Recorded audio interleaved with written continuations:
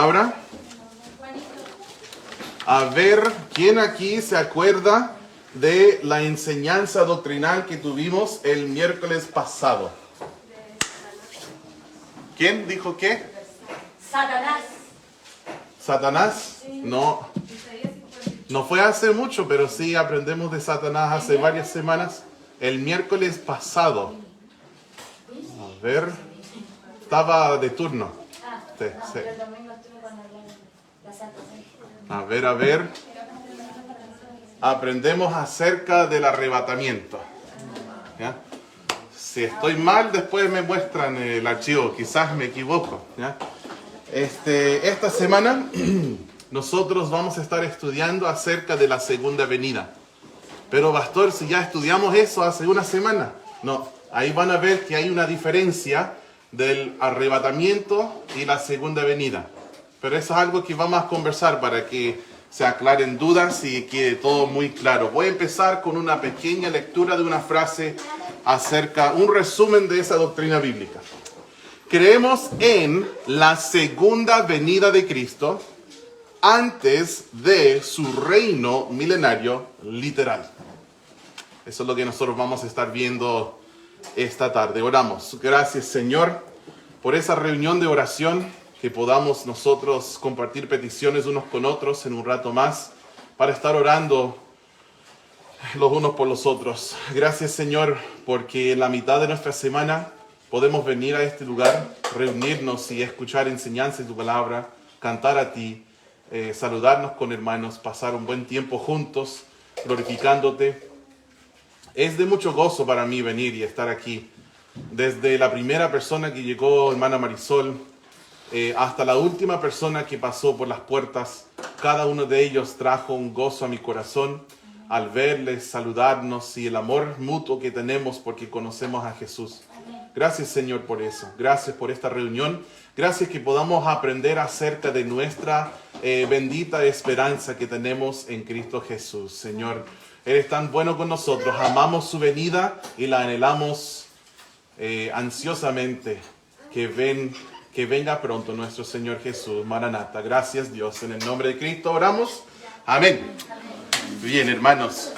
Ahora, la segunda venida de Cristo sucederá en dos fases.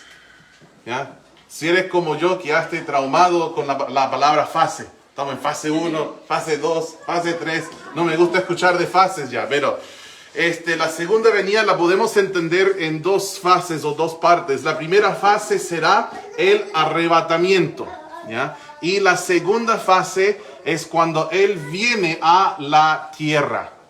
Por claridad, nosotros normalmente referimos a la primera fase o parte como el arrebatamiento y la segunda parte, el arrebatamiento o rapto, ¿ya? Y la segunda parte se refiere como la segunda venida de Cristo.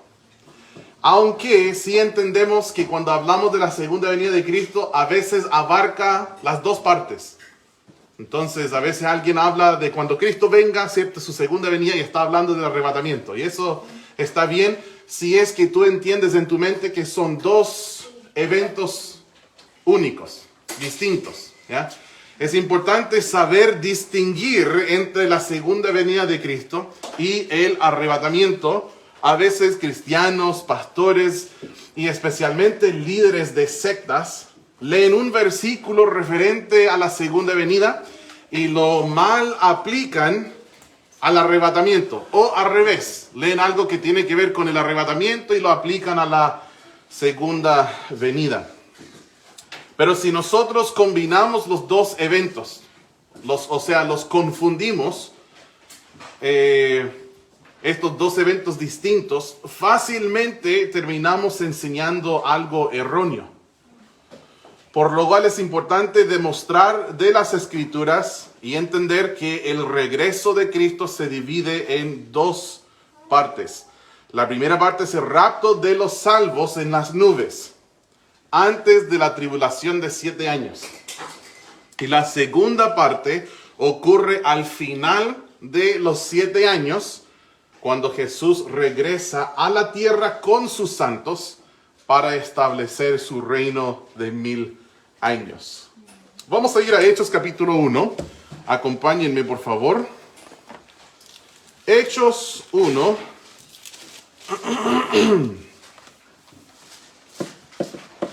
Cuando algún varón llega al versículo, si me hace el favor de leer el versículo 11, por favor. ¿Algún hermano? Los cuales también le dijeron, varones Galileos, ¿por qué estáis mirando al cielo? Este mismo Jesús que ha sido tomado de vosotros al cielo, así vendrá como le habéis visto ir al cielo. Entonces aquí, hermanos, ¿qué había sucedido? Jesús murió por nuestros pecados. Niños, eso es muy importante. Jesús derramó su sangre por nuestros pecados. Fue sepultado y después de 3 días, ¿qué pasó, niños? Resucitó. Amén. Miren, chicos, acá. Aquí tenemos una tumba vacía. Que dice Jesús murió, fue sepultado y resucitó. Amén. Y después pasaron 40 días. Y Él estuvo enseñando a sus discípulos. Al final de estos 40 días, Él ascendió a los cielos. Y es esto lo que nosotros estamos viendo en Hechos capítulo 1, cuando sucedió lo que es su ascensión. Cristo asciende al cielo y en Hechos 1:11 nos dice que hay 2 varones con vestiduras blancas diciendo a los discípulos, ¿por qué están mirando al cielo? A veces nosotros hacemos eso, ¿no? Dejamos de hacer nada por el Señor y decimos, bueno, voy a esperar que Cristo venga nomás. Voy a mirar los cielos. ¿Cuándo viene Jesús otra vez? No, hermanos, manos a la obra. Mano al arado, tenemos mucho trabajo que hacer, sembrando, regando, discipulando, ganando almas, plantando iglesias, enviando misioneros, orando por misiones, apoyando misiones económicamente, abriendo nuevas obras en Aysén, en Mañiguales, en Cochrane, en Chile Chico. Tenemos mucho trabajo que hacer, hermanos. No vamos a simplemente mirar a los cielos. Entonces dijeron, ¿por qué estáis mirando al cielo? Este mismo Jesús que ha sido tomado de vosotros al cielo, así vendrá como le habéis visto ir al cielo. Y es interesante notar que cuando hablamos de la segunda venida de Cristo, no el arrebatamiento, sino la segunda venida de Cristo después de la tribulación, nos enseña en Zacarías que los pies de Jesús, al llegar en su segunda venida, sus pies van a tocar en el monte de Olivos. ¿Ya? Y es interesante notar algo. A ver dónde lo dice. Miren el versículo 12. Entonces volvieron a Jerusalén desde ¿qué? Miren lo que dice. Desde el monte que se llama del Olivar. ¿Dónde estuvo Jesús cuando ascendió? Sus pies estaban en el monte de Olivos. Y Él ascendió. Y estos 2 varones vestidos de blanco dijeron, de la misma manera que Él subió, así volverá. Y es así, sus pies van a tocar en el monte de Olivos cuando Él vuelve por segunda vez. Ahora fíjate, hay una diferencia aquí entre la segunda venida y el arrebatamiento. En el arrebatamiento Cristo viene en las nubes. Y ahí nosotros seremos arrebatados para estar con Él. Y vamos a estar con Él en el cielo. Van a suceder cosas como el tribunal de Cristo. Va a suceder lo que es los 7 años de tribulación. Y no vamos a estar aquí. Nosotros nos fuimos destinados para la ira. Y en ese periodo donde Dios derrama su ira en la tierra, no vamos a estar.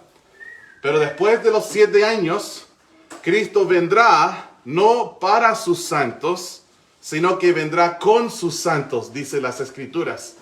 Y ahí sí los pies de Jesús van a tocar tierra. Y será para establecer su reino de 1000 años. ¿Ya? Hermanos, cuando hablamos de eso, la segunda venida de Cristo, una frase bíblica y típica que podemos aplicar en realidad a las 2 fases. La esperanza bienaventurada. O la bendita esperanza. Tengo un conocido, él es pastor en Santiago y él tiene un seminario teológico, se llama Logos, y él escribió este libro, se llama Atesorando la bendita esperanza. Es una traducción básicamente de un versículo en inglés, el Tito 2:13. En castellano dice, aguardando la esperanza bienaventurada. En inglés dice, atesorando la bendita esperanza. Entonces, él escribió este libro para enseñar todo lo que estoy hablando acerca del rapto y la segunda venida. Es un buen libro.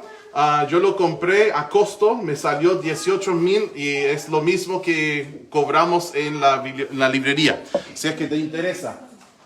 Aquí tengo otro material buenísimo que no solo enseña la postura de él y de nuestra iglesia, que creemos la postura bíblica, sino que también cubre otras posturas que tienen otros grupos, ¿ya? Pero siempre enseñando cuál es la postura correcta y por qué. Pero es interesante ese libro, es más grande, sí, requiere bastante más lectura, pero es un libro que me ha servido mucho, se llama Eventos del Porvenir, Estudios de Escatología Bíblica, por J. Dwight Pentecost. Así que léelo y puede ser un pentecostal, ¿ya? No, broma, solo se llama así el autor, su apellido. Y bueno, la segunda venida de Cristo es nuestra esperanza bienaventurada. Quiero invitarles, hermanos, que busquen 2 de Pedro capítulo 3. Segunda de Pedro capítulo 3. Y vamos a leer un gran pasaje. O sea, largo en el sentido, todos los pasajes son buenos, pero ese es un pasaje largo que vamos a leer. Versículos 1 hasta el 13. Segunda de Pedro, capítulo 3, versículo 1, dice: Amados, esta es la segunda carta que os escribo, y en ambas despierto con exhortación vuestro limpio entendimiento. Me gusta esa frase, ¿no? Yo quiero tener un corazón limpio y un entendimiento limpio, una conciencia limpia ante el Señor. Hay personas que tú no puedes decirles nada, ni una oración sin que le den vuelta a tus palabras con otro sentido y cosas sucias. Eso me da pena. Y después yo quedo como el ignorante, no entiendo. Y se ríen, pero estoy feliz porque mi corazón está limpio y yo quiero que sea así. El versículo 2, para que tengáis memoria de las palabras que antes han sido dichas por los santos profetas y del mandamiento del Señor y Salvador dado por vuestros apóstoles. Hermanos, quiero pausar aquí y hacer algo entender, ¿ya? Dice, cuando habla de los santos profetas, está hablando del Antiguo Testamento. Y hermanos, en muchísimos libros del Antiguo Testamento nos habla acerca de la segunda venida de Cristo.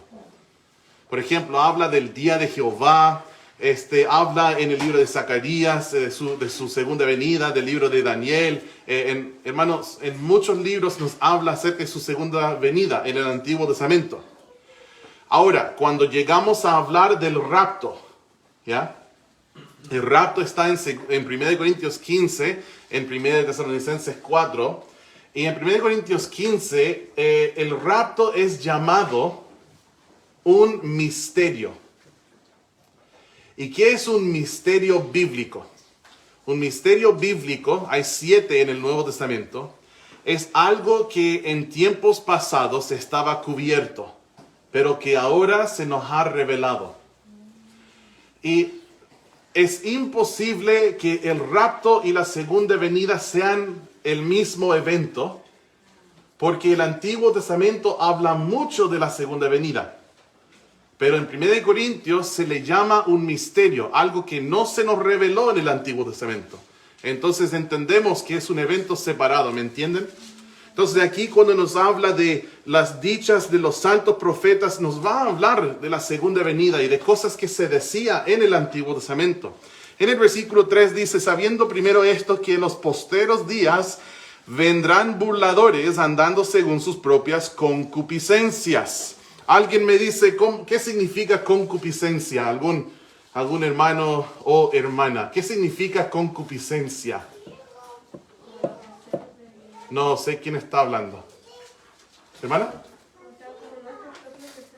Deseos. Excelente. Muy bien. Entonces, cuando hablamos de concupiscencia, hablamos de los deseos que nosotros tenemos que están en contra de la voluntad de Dios. Todos los deseos desordenados, que no quieren ponerse en orden con lo que la palabra dice. Y hermanos, ¿cuál es el fruto de concupiscencias? Cuando uno vive según sus concupiscencias, es una conducta desenfrenada, ¿ya? Y es una conducta de lascivia. Nosotros vivimos desordenados, haciendo todo lo que me dé las ganas. Así, como algunos dicen, yo hago lo que quiero. Ahí están hablando las concupiscencias, ¿ya? Palabras bíblicas son muy importantes. No las saltes. Cuando ves una palabra y dices, no la entiendo, pero está bien, sigo leyendo. No, saca un diccionario, escribe, hermano Juan, ¿qué significa concupiscencias? ¿Ya? No sé. Los dos escriben entonces, hermano Tusa, ¿qué significa concupiscencia? Y juntos sacamos, ¿cierto?, la conclusión, ¿qué significa? Y por último, si quieren escribir al pastor, no sabe mucho, pero pueden escribirme en cualquier momento, hermanos. Dice en el versículo, dijo amén, que no sé mucho. No, broma, hermana, broma. Pero amén. Escríbanme cuando quieran, ¿ya? Versículo 4, y diciendo, ¿dónde está la promesa de su advenimiento? O sea, su segunda venida, su venida. ¿Dónde está la promesa de su advenimiento? Porque desde el día en que los padres durmieron, todas las cosas permanecen así como desde el principio de la creación. Algunos dicen esto. Algunos que son burladores. Algunos que andan según sus propias concupiscencias. Se van a burlar y decir, ¿y este Jesús que supuestamente venía, dónde está? Todo sigue igual. No todo sigue igual. Las cosas no están igual. Las cosas siempre están cambiando, siempre están degenerando. En el versículo 5 dice, estos ignoran voluntariamente. Hermanos, ¿qué significa esa frase? Ignoran voluntariamente. Piénsalo. Ignoran ellos mismos quieren ignorar. Voluntariamente. Tienen la voluntad de ser ignorantes. O sea, tontos a propósito. Ignoran voluntariamente, eso es lo que significa. Ignoran voluntariamente que en el tiempo antiguo fueron hechos por la palabra de Dios los cielos. Hermano Ignacio nos hablaba de eso, ¿cierto? El domingo. Que toda la creación fue constituida por la palabra de Dios y nosotros por fe creemos eso. Las cosas que se ven no fueron creadas por las cosas que se ven. Entonces dice que en el tiempo antiguo fueron hechos por la palabra de Dios los cielos y también la tierra, que proviene del agua y por el agua subsiste. Por lo cual el mundo de entonces pereció anegado en agua. Pero los cielos y la tierra que existen ahora están reservados por la misma palabra, guardados para el fuego en el día del juicio y de la perdición de los hombres impíos. Mas, oh amados, no ignoréis esto, no seamos ignorantes como los que ignoran voluntariamente. Dice que para con el Señor un día es como 1000 años, y 1000 años como un día. Importante la palabra como, ¿ya? No dice que un día es 1000 años, no, dice un día es como 1000 años. En el sentido, hermanos, de que el Señor es el creador del tiempo. Y Él no existe bajo las barreras y los efectos del tiempo. Dios no tiene principio. Porque la mismísima palabra principio abarca tiempo. Pero Dios creó el tiempo. Entonces Dios existe fuera de los confines del tiempo. Entonces no hay principio para Dios. No hay fin para Dios. Dios no se envejece. Dios no se tarda. Él no se retrasa. Él es el creador del tiempo. ¿Me entienden? Y Él sabe desde el principio, sabe cuál es el fin. Porque Él creó todo y Él habita, dice el libro de Isaías, habita la eternidad. Nuestro Dios es eterno. Él es el gran yo soy. ¿Ya? El Señor no retarda su promesa, versículo 9, según algunos la tienen por tardanza, sino que es paciente para con nosotros, no queriendo que ninguno perezca, sino que todos procedan al arrepentimiento. Qué hermoso versículo. ¿Por qué no ha vuelto Cristo? Porque Dios es paciente y quiere que muchos más puedan ser salvos. Este es el deseo del Señor.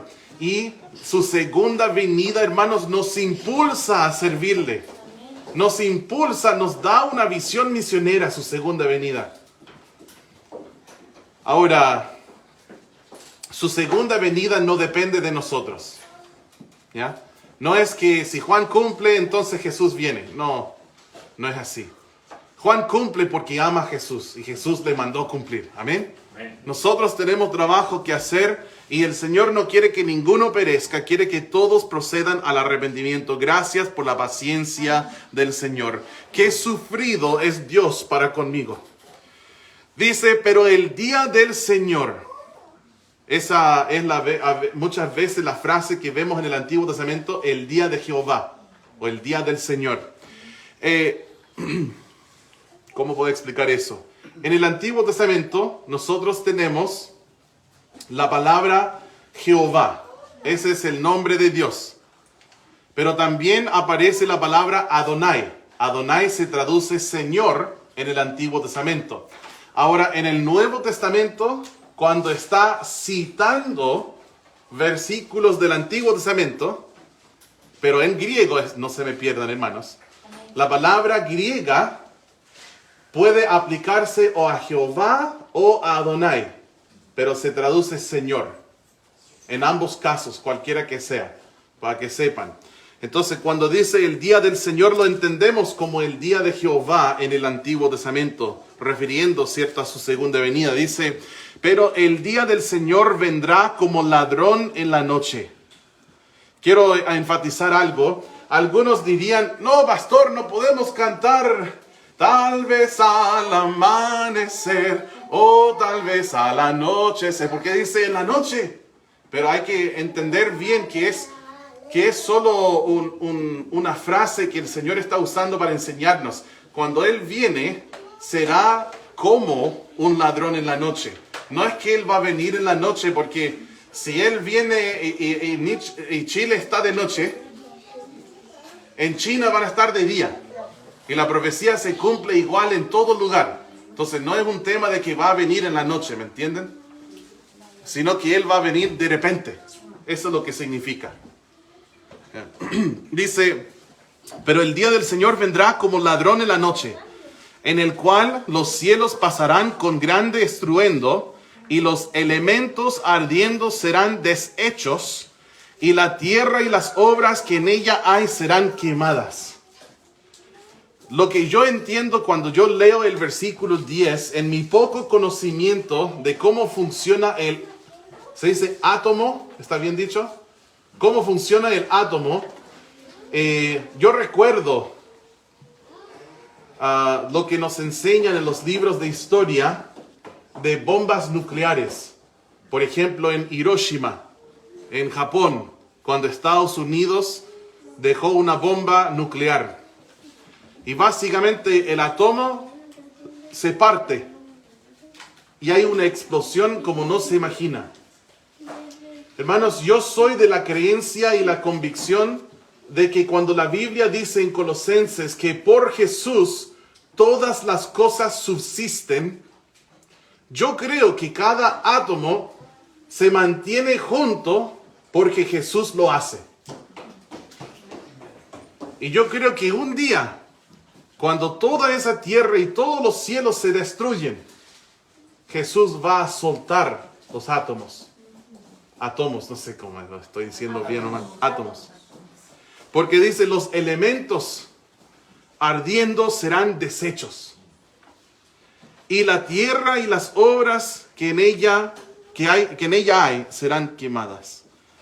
Puesto que todas estas cosas han de ser deshechas, ¿cómo no debéis vosotros andar en santa y piadosa manera de vivir, esperando y apresurándoos para la venida del día de Dios, en el cual los cielos encendiéndose serán deshechos y los elementos siendo quemados se fundirán. Pero nosotros esperamos, según sus promesas, cielos nuevos y tierra nueva, en los cuales mora la justicia. Vamos a ir a Apocalipsis. En realidad podríamos ver muchos versículos en Apocalipsis acerca de la segunda venida de Cristo. Podríamos sentarnos y leer el libro completo en realidad. Pero un ejemplo, hermanos, miren en el versículo 7, donde nos dice, he aquí, capítulo 1, versículo 7. He aquí que viene con las nubes, y todo ojo le verá, y los que le traspasaron, y todos los linajes de la tierra harán lamentación por él. Sí, amén. Miren en Apocalipsis 20.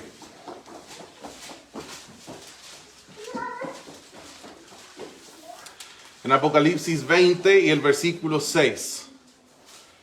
Dice, bienaventurado y santo el que tiene parte en la primera resurrección.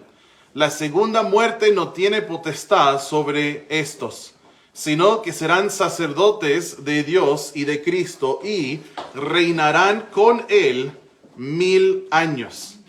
Hermanos, después de que Cristo venga, va a haber un reino milenario literal.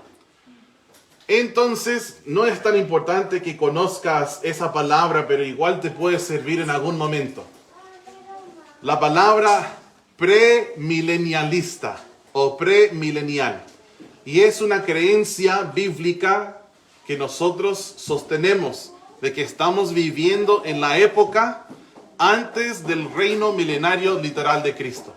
Y que su venida será antes de este reino de 1000 años. Apocalipsis 22. ¿Por qué menciono esto? Porque hay grupos hay grupos religiosos dentro de lo que se considera cristianismo que se acercan a la Biblia alegóricamente y no se acercan a la Biblia literalmente, por lo cual imponen su imaginación en el texto. Y dicen, 1000 años, esto no significa 1000 años, significa, inventen otras cosas, ¿ya? Eso no es sano y no es bueno, hermanos. Uno siempre quiere acercarse a la palabra de Dios para interpretarla de su forma literal, en el sentido literal del texto. Obviamente hay pasajes que son figurativos, pero el mismo pasaje lo dice. Por ejemplo, leemos, no sé, una parábola y sabemos que no es una historia literal porque es una parábola que Jesús usó para enseñarnos. Es una historia. O, por ejemplo, en el mismo Apocalipsis, uno habla de diferentes cosas simbólicas, de cosas simbólicas que tienen que ver con las 7 iglesias. Pero después él dice, X cosa representa esto. Entonces sí es alegórico, pero después se nos interpreta qué significa. Entonces entendemos que sí puede existir alegoría en la Biblia, pero es cuando Dios lo dice. No es cuando digas, no me gustó esa parte, así que debe ser alegoría. No, así no funciona. Nosotros aceptamos la Biblia, la interpretamos de su forma, su sentido literal, histórico y gramatical. Eso es importante. Bueno, Apocalipsis 22 y el versículo 7. Jesús dice, he aquí, vengo pronto. A lo cual yo digo, amén, ven pronto, Jesús. Bienaventurado el que guarda las palabras de la profecía de este libro. Miren en el versículo 20. Bueno, también en el versículo 12. Dije que podríamos leer muchos versículos, pero en el 12 dice, he aquí, yo vengo pronto. Es interesante que él dice 3 veces en ese capítulo que viene pronto o en breve. Y mi galardón conmigo para recompensar a cada uno según sea su obra. Versículo 20 dice, el que da testimonio de estas cosas dice, ciertamente vengo en breve. Amén, sí, ven, Señor Jesús.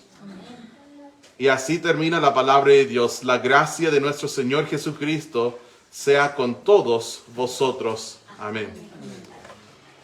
Hermanos, estuve estudiando y en este libro que se llama Atesorando la bendita esperanza, él alista 16 diferencias entre el arrebatamiento y la segunda venida, para ayudarnos a comprender que son dos eventos distintos y para no confundirnos entre esos dos eventos. Y lo voy a compartir, ¿ya? 1. Cristo viene en el aire a buscar sus hijos para el rapto. Para la segunda venida, Cristo desciende con los suyos a la tierra. 2. El rapto y el arrebatamiento de todos los cristianos. 2. Para la segunda venida, no se traslada nadie. Nadie es trasladado o arrebatado en ese momento. 3. Los cristianos van a la casa del Padre cuando sucede el rapto. 3. Los santos que resucitan no ven la casa del Padre en la segunda venida. 4. Al momento del rapto no hay juicio en la tierra. Dios no va a juzgar la tierra en el rapto. Pero en la segunda venida Cristo juzga a los habitantes de la tierra. 5. Los salvos ascienden a los cielos en el rapto. En la segunda venida Cristo establece su reino en la tierra. 6. El rapto es inminente. Puede suceder en cualquier momento. En cambio, la segunda venida no puede suceder por lo menos por 7 años. Tiene que suceder la semana 70, se dice 70, ¿no? De Daniel. 7. No existen señales para el rapto. No digas, hay guerra en Ucrania, Cristo viene. No digas ese tipo de cosas. Cristo viene, pero no porque hay guerra en Ucrania. Eso de rumores de guerra es durante los 7 años de la tribulación. No hay señales para el rapto. El rapto va a suceder nomás. En un cerrar y abrir los ojos. Podría suceder antes de que termine ese culto. Pero para la segunda venida hay muchos señales. Muchos señales. ¿Ya? No se asusten de que, el chip, la marca que pusieron un chip en mi perro y ahora me van a poner un chip en mí, va a ser la marca de la bestia. O algún tratamiento médico, debe ser la marca de la bestia. No, cuando esto sucede no voy a estar. ¿Ya? No voy a estar cuando sucede, porque yo voy a ser arrebatado antes. El rapto es solo para los creyentes. La segunda venida de Cristo afecta a toda la humanidad. 100% de los seres vivos. El arrebatamiento es un tiempo de gozo. Pero cuando leemos la segunda venida de Cristo es un tiempo de lamentación. El arrebatamiento es antes del día de la ira de Dios. Pero la segunda venida es después de la gran tribulación. Cuando se habla del rapto no se menciona a Satanás. Pero cuando se habla de la segunda venida, se va a encerrar a Satanás en el abismo por 1000 años. Cuando hablamos de la segunda venida va a suceder el tribunal de Cristo. Pero cuando Cristo vuelve en la segunda venida a la tierra, no hay ningún espacio o tiempo para el tribunal de Cristo en esos pasajes. Cuando hablamos del rapto, vemos que va a suceder las bodas del Cordero. Pero cuando Cristo vuelve, la esposa desciende con él. ¿Entienden la diferencia? En el arrebatamiento, solo los suyos lo verán. Pero en la segunda venida, todo ojo lo verá. En el rapto va a empezar después la tribulación. Pero en la segunda venida de Cristo va a empezar el reinado de 1000 años de Cristo. El rapto, como ya mencioné, no aparece en el Antiguo Testamento, pero la segunda venida tiene muchas menciones en el Antiguo Testamento. Si quieres ver una definición bíblica de qué es un misterio, podrían buscar conmigo Colosenses 1. ¿Se acuerdan del argumento que dije acerca de que el rapto, según 1 Corintios 15, es un misterio, por lo cual era algo antes cubierto que ahora ha sido descubierto, se nos ha revelado, por lo cual es un misterio en el Nuevo Testamento, pero en el Antiguo Testamento hablaban mucho de la segunda venida, entonces no pueden ser el mismo suceso. Bueno, Colosenses 1, 26 y 27 nos habla un poco acerca de misterios. Dice, el misterio que había estado oculto desde los siglos y edades, pero que ahora ha sido manifestado a sus santos, a quienes Dios quiso dar a conocer las riquezas de la gloria de este misterio entre los gentiles, que es Cristo en vosotros, la esperanza de gloria. O sea, un misterio antes fue oculto, pero ahora se ha revelado, se ha dado a conocer. ¿Ya? ¿Alguien se acuerda de algún otro misterio en la palabra de Dios? Bueno, ya hemos visto dos esta tarde. El misterio del rapto, 1 Corintios 15, 51. Y el misterio de que Cristo mora en nosotros. Una vez que somos salvos, dice Cristo en nosotros, la esperanza de gloria. ¿Qué otro misterio les suena en la palabra de Dios? ¿Maika? Cuando Jesús iba a nacer. ¿Sí? No estoy seguro. Habría que buscarlo para ver si se le llama un misterio. Pero yo recuerdo que dice señal o será dado. Entonces quizás estás confundiendo señal con misterio, pero no estoy seguro. Lo vamos a pensar. ¿Ya? Efesios 5.